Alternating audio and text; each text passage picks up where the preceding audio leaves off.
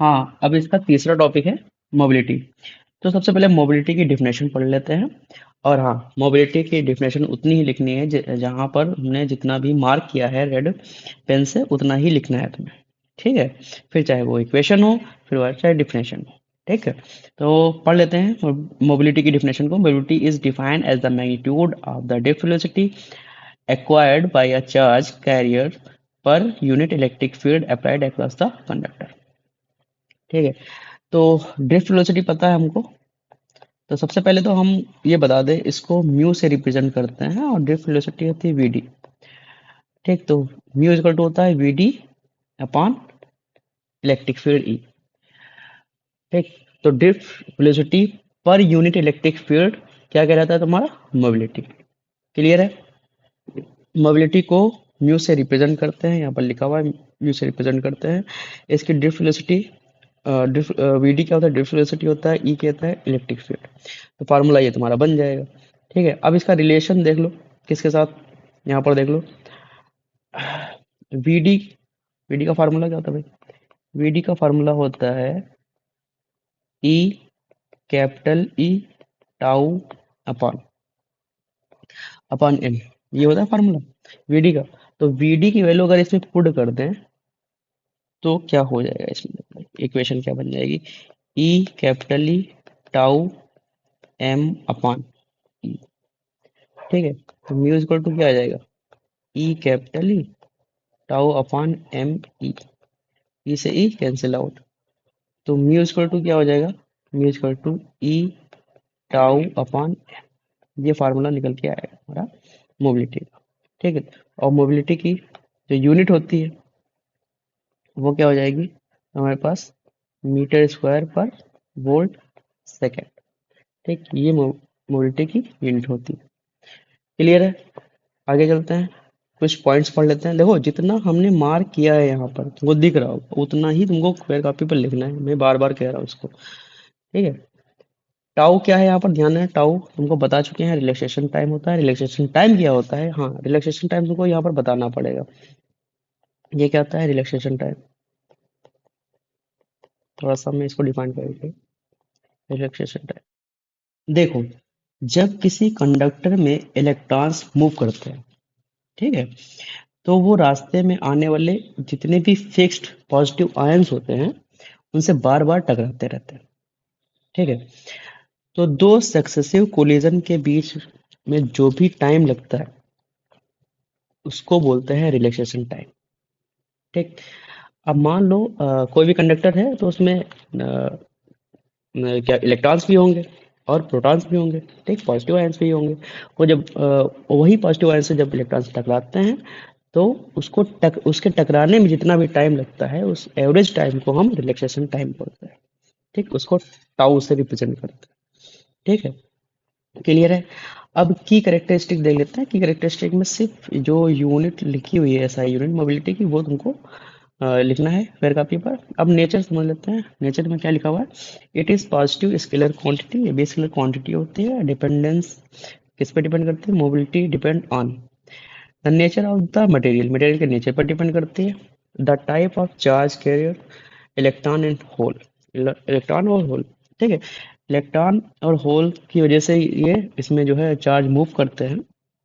Temperature क्या है, temperature as temperature increase collision increase, relaxation time tau decreases. ठीक, and thus mobility decreases in metals, mobility decrease हो जाती है। अब देखो यहाँ पर इस फार्मूले में अगर हो वीडी देखोगे तो हमने क्या बताया तुमको कि अगर टेम्परेचर इंक्रीज करेगा, यहाँ पर जैसे बोल रहे हैं temperature, temperature increases collision increases, temperature जब इंक्रीज करेगा तो जो उनका मोशन होगा इलेक्ट्रॉन का वो फास्ट हो जाएगा, जिसकी वजह से उनके टकराने का जो टाइम होगा वो रिड्यूस हो जाएगा।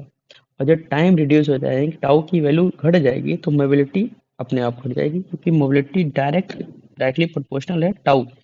तो टाउ अगर डिक्रीज करेगा तो मोबिलिटी भी डिक्रीज कर जाएगी।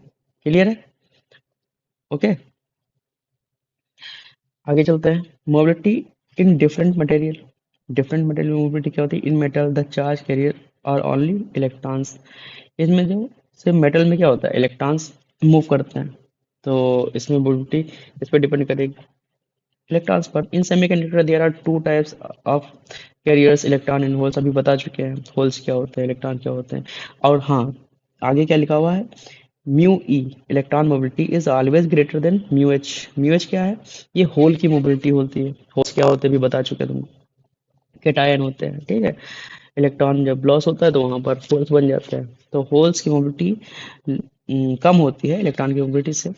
Reason, electron move in the conduction band where they are freer, while holes move in the valence bond.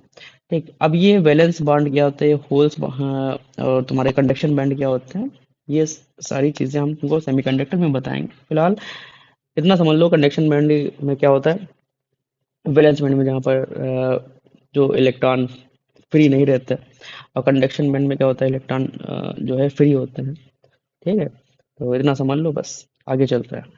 One otherwise इसको इसका कोई काम नहीं, सिर्फ तुमको समझाने के लिए था। जितना मैंने मार्क कर रखा है उतना ही तुमको यहाँ पर लिखना है। ठीक है, आगे नेक्स्ट डेरिवेशन पर चलता है, relation between current and drift velocity. ठीक है, करंट क्या था, आई, और ड्रिफ्ट वेलोसिटी क्या थी तुम्हारे पास, वी डी। इसमें तुमको रिलेशन बताना है। ठीक, तो यहाँ पर हम फिर एक डायग्राम कंसीडर कर लेते हैं। ये तुम्हारे पास क्या है, एल लेंथ का कंडक्टर है जिसमें इलेक्ट्रॉन है, फ्री इलेक्ट्रॉन है। यहाँ पर वोल्टेज है, वोल्टेज अप्लाई करेंगे कंडक्टर की, कहाँ पर, एंड्स पर। तो इसमें इलेक्ट्रिक फील्ड आ जाएगी, इसका मोशन हो जाएगा भाई, इलेक्ट्रिक फील्ड का डायरेक्शन भी इधर है। अब ध्यान दो, इसमें कंसीडर क्या करना है, let a consider having area of cross section A and length L. ठीक, स्मॉल एल लेंथ है, on applying the potential V and current I. इतना तुमको कॉपी पर लिखना है। ठीक है, अब जब आई हो जाएगा, करंट इसमें आएगा, तो आई इक्वल टू क्या होता है, क्यू अपॉन टी। इसको हम कंसीडर कर लेते हैं इक्वेशन फर्स्ट। ध्यान रखना, आई बराबर क्या होता है, क्यू अपॉन टी। अब इसमें इलेक्ट्रॉन मूव करेंगे तो इलेक्ट्रॉन डेंसिटी हम कंसीडर कर लेते हैं। तो यहाँ पर लिखो, देखो क्या लिखा हुआ है, let N be number of density of electron. तो स्मॉल एन को हम कंसीडर कर लेते हैं, ये इलेक्ट्रॉन की डेंसिटी है, which is number of electrons per unit volume. तो यहाँ पर ये रिप्रेजेंट करता है कि पर यूनिट वॉल्यूम में कितने इलेक्ट्रॉन्स हैं। तो नंबर ऑफ इलेक्ट्रॉन को हम रिप्रेजेंट करते हैं कैपिटल एन से, और यहाँ पर एन इजकल टू हो जाएगा, स्मॉल एन इजकल टू हो जाएगा एन अपॉन वी। ठीक, तो ये क्या है, number of electron per unit volume. तो स्मॉल एन इजकल टू क्या हो जाएगा, कैपिटल एन अपॉन वी। तो कैपिटल एन यानी कि नंबर ऑफ इलेक्ट्रॉन क्या हो गए, एन इंटू वी। इतना समझ में आया, क्लियर है, ध्यान रखना है सब चीज़ों का। कैपिटल एन क्या है, number of electron, small N क्या है, नंबर ऑफ इलेक्ट्रॉन्स डेंसिटी, और वी क्या है, वॉल्यूम। ठीक, अब ये फार्मूला हम अप्लाई करेंगे, टोटल नंबर ऑफ चार्ज क्या होगा, number of electron into number of charge on one electron. ठीक है, तो टोटल नंबर ऑफ इलेक्ट्रॉन क्या है हमारे पास, टोटल नंबर ऑफ इलेक्ट्रॉन है हमारे पास, sorry, total charge, total charge निकालना ना, क्यू की वैल्यू निकालनी है हमको।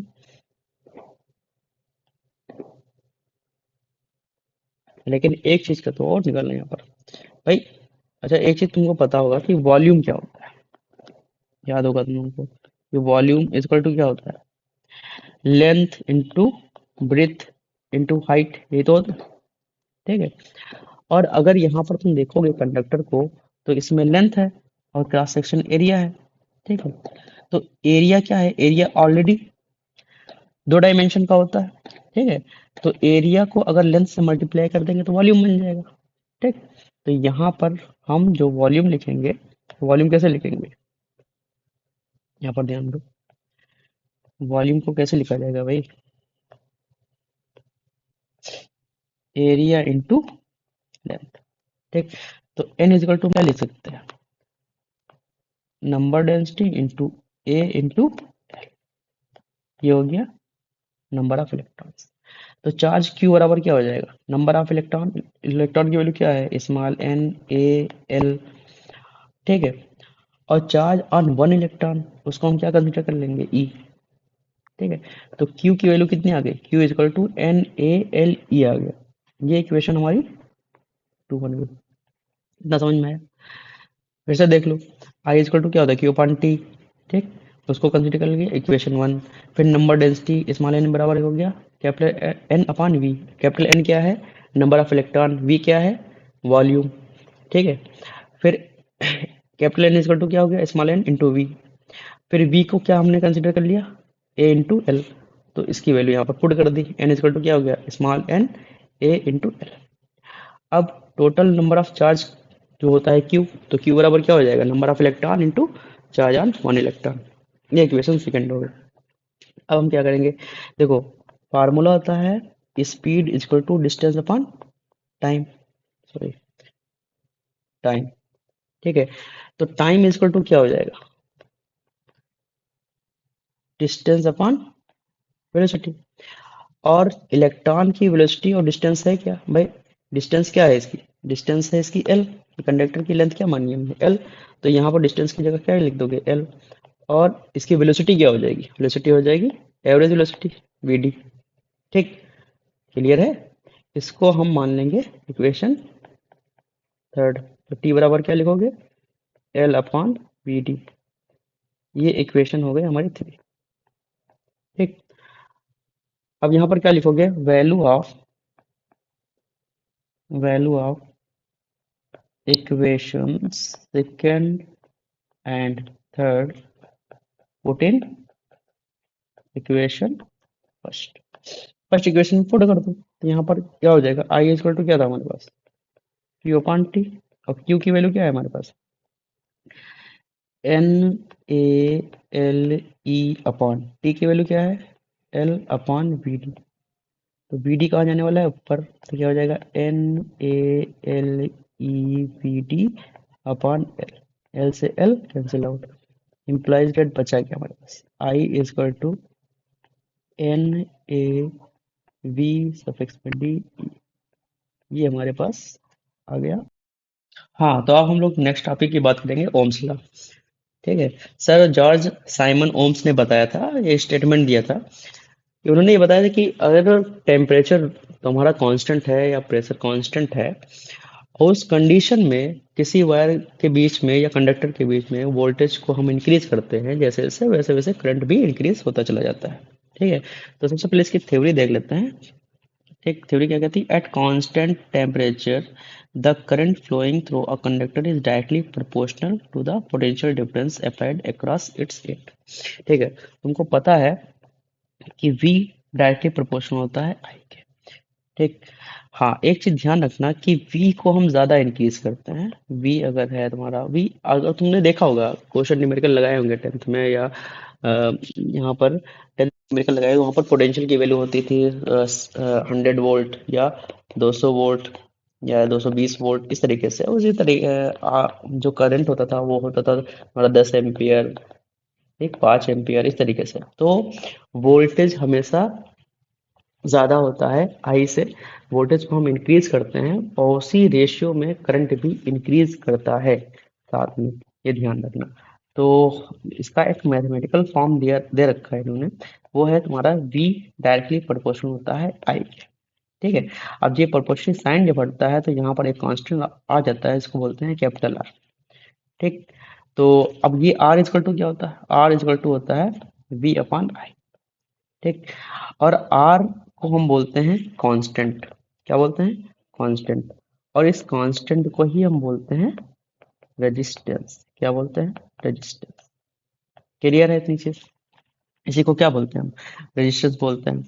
ठीक, अब यहाँ पर देखो ये जो वेरिएबल दिए हैं इनके नाम क्या होते हैं, V वोल्ट होता है, I करंट होता है, R रेजिस्टेंस होता है।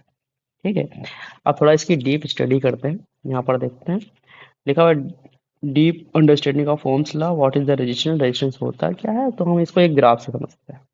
ठीक है, तो यहाँ पर हम वाई एक्सिस पर क्या ले लेते हैं, वाई एक्सिस पर वी ले लेते हैं और एक्स एक्सिस पर हम आई ले लेते हैं। क्लियर है।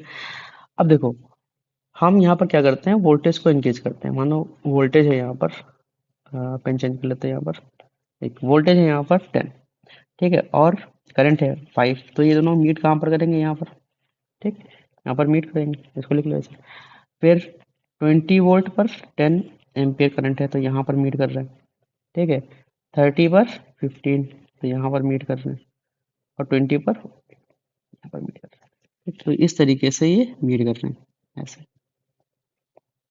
ठीक, इनको मीट करा दिया, ये पॉइंट ए हो गया, ये बी हो गया, ये सी हो गया, ये डी, इस तरीके से एक मीट करा दिए। अब अगर हम यहाँ पर 1 बाई 1 देखते हैं, जैसे यहाँ पर इसका रेशियो निकालते हैं, तो ये हो जाएगा स्लोप थीटा।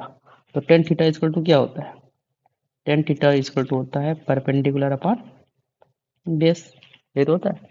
तो परपेंडिकुलर यहाँ पर कितना है, यहाँ तक परपेंडिकुलर कितना है 10। ठीक, तो परपेंडिकुलर हमने 10 लिख दिया, और बेस कितना है यहाँ तक, यहाँ से यहाँ तक ओरिजिन से, ये ओरिजिन है ना 0,0, तो ये हो जाएगा 5। और टेन थीटा ही क्या है, टेन थीटा है तुम्हारा कांस्टेंट, जिसको हम स्लोप, जिसको हम रेजिस्टेंस बोलते हैं, यही स्लोप होता है, यही रेजिस्टेंस होता है। ठीक है, तो ये हो जाएगा 10/5, 10/5, और 10 है क्या वोल्टेज, और 5 क्या है करंट आई। तो इसकी वैल्यू कितनी आ जाएगी वी अपन आई की, ये आ जाएगी 5 जा 5 जा, तो ये कितना आ जाएगा 2। तो आर इक्वल टू कितना आ गया हमारे पास, आर इक्वल टू आ जाएगा V upon I equal to 2। Clear है, ठीक है। ये सिर्फ किसके लिए था, ये पॉइंट ए के लिए था, पॉइंट ए, ऊपर लिख दो ना फॉर पॉइंट ए। अब पॉइंट बी की अगर बात करें, तो पॉइंट बी है तुम्हारा यहाँ पर। ठीक, पॉइंट बी कहाँ पर है, यहाँ पर, ये है हमारा पॉइंट बी, और ये यहाँ पर मीट करा दो, तो इसकी वैल्यू कितनी हो जाएगी 20, और ये कितना हो गया यहाँ से यहाँ तक, ये 10 हो गया। तो इस पर स्लोप लोगे तो वो कितना हो जाएगा, आर इक्वल टू 20/10, तो इसकी वैल्यू कितनी आई 2। ठीक, तो यहाँ पर आर की वैल्यू कितनी आ गई 2। इसी तरीके से हम सी पर लेंगे, ये तुम्हारा सी है पॉइंट, इसी तरीके से डी पर लेंगे, तो हर एक पॉइंट पर जो वैल्यू आने वाली है आर की, वो 2 ही आने वाली। तो इससे क्या पता चला कि जो हमारा रेजिस्टेंस है, यानी कि जो V और I का रेशियो आ रहा है, वो क्या है हमारे पास कांस्टेंट, और उस कांस्टेंट की वैल्यू क्या है हमारे पास, इसको हम क्या बोलते हैं रेजिस्टेंस R। तो V अपन I ये हमेशा अगर R होगा, तो ये जो ग्राफ बना होता है, ये होता है ओमिक ग्राफ, क्या बोलेंगे इसको, ओमिक ग्राफ बोलेंगे। ठीक है, तो यहाँ पर देख लेना, यहाँ पर आगे चीजें लिखी हुई हैं, linear V I characteristic ohmic device. ठीक है, तो डेफिनेशन में देखो क्या लिखा हुआ है, if V is directly proportional to I, the graph is straight line passing through the origin. तो यहाँ पर लिखा हुआ है की प्रॉपर्टीज भी लिखी थी, straight line pass through the origin, slope, resistance, slope R, ये पढ़ना है। तो यहाँ पर जो स्लोप आएगा, स्लोप की वैल्यू क्या होगी, टेन थीटा बराबर वी अपॉन आई। तो स्लोप ही क्या कहलाता है, ये स्लोप कांस्टेंट रहेगा, जिसको हम रेजिस्टेंस बोलेंगे, और ये होगा वी अपन आई के बराबर। ठीक है, तो अगर किसी ग्राफ में वी अपन आई की वैल्यू कांस्टेंट आ रही है, तो वो ग्राफ ओमिक ग्राफ कहलाएगा। ठीक है, और जहां पर आर क्या हो जाएगा, आर रेजिस्टेंस होगा, और रेजिस्टेंस की यूनिट क्या होती है, वो होती है ओम। ठीक है, इसको ओम इस सिंबल से रिप्रेजेंट करते हैं। ठीक है, अब इसका एग्जांपल देख लेते हैं। एग्जांपल है इसका मेटेलिक वायर या प्योर रेजिस्टेंस। ठीक है, ये उसमें ये जो है, ये जो तुम्हारे वायर हैं और प्योर रेजिस्टेंस है, ये ओम्स लॉ को फॉलो करते हैं कि जैसे जैसे हम पोटेंशियल को इंक्रीज करते हैं, वैसे वैसे करंट भी इंक्रीज होता है, और पोटेंशियल अपॉन करंट का जो रेशियो होता है, वो हर एक पॉइंट पर कॉन्स्टेंट होता है। ठीक, वाई लीनियर, ये लीनियर ही क्यों बनता है, क्यों बनता है, क्योंकि आर की वैल्यू हर एक पॉइंट पर क्या रहती है, कांस्टेंट रहती है, इसलिए ये लीनियर बनता है। ठीक है, आगे चलते हैं। यहाँ पर लिखा है non linear V I characteristic, ठीक, नॉन लीनियर ओमिक डिवाइस। अब नॉन लीनियर का मतलब क्या है, ठीक है, नॉन ओमिक क्या होता है, जो ओम्स लॉ को ओबे नहीं करते हैं, वो डिवाइस है। लिखा हुआ है if v is not directly proportional to the I, graph is curved. Graph क्या है, यहाँ पर कर्व्ड बन रहा है। ठीक है, या फिर वो स्ट्रेट लाइन में नहीं होगा, तो वो नॉन ओमिक होगा। ठीक, जैसे सेमीकंडक्टर, सेमीकंडक्टर में क्या होता है, यहाँ पर देखो, सेमीकंडक्टर में अगर V यहाँ पर है, I यहाँ पर है, इस कंडीशन में क्या होता है कि V को हम इंक्रीज करते हैं, फिर भी करंट इंक्रीज नहीं होता है। ठीक है, जैसे सेमीकंडक्टर है, वहाँ पर टेम्परेचर को हम इंक्रीज करते चले जाएं, लेकिन वहाँ पर इलेक्ट्रॉन मूव नहीं करते। फिर एक टेम्परेचर, एक पर्टिकुलर टेम्परेचर आता है जिस पे हम इलेक्ट्रॉन मूव करते हैं, और जब इलेक्ट्रॉन मूव करते हैं तो इलेक्ट्रिसिटी जो है कंडक्ट होती है। तो ऐसे ही होता है इन सेमीकंडक्टर में। यहाँ पर इसका जो ग्राफ बनता है तो यहाँ पर वोल्टेज को हम इंक्रीज करते रहते हैं लेकिन करंट इंक्रीज नहीं होता है। तो ये जो ग्राफ बनते हैं ये नॉन ओमिक होते हैं। क्या होते हैं? नॉन ओमिक होते हैं। ठीक, ये सब नॉन ओमिक होता है, ये ओम्स लॉ को फॉलो नहीं करता। ठीक है, नॉन ओमिक ऐसे लिखते होते हैं। कर्व ग्राफ बनते हैं। यह लिखा हुआ है curve not straight line, slope keep changing, slope change होती रहती है, रेजिस्टेंस नॉट कांस्टेंट। कहाँ पाए जाते हैं? एग्जांपल है इसके PN junction diode. PN junction diode हम चैप्टर 14 में पढ़ेंगे। Filament lamp, transistor. ठीक है, ये सब इसके एग्जांपल है। ओके।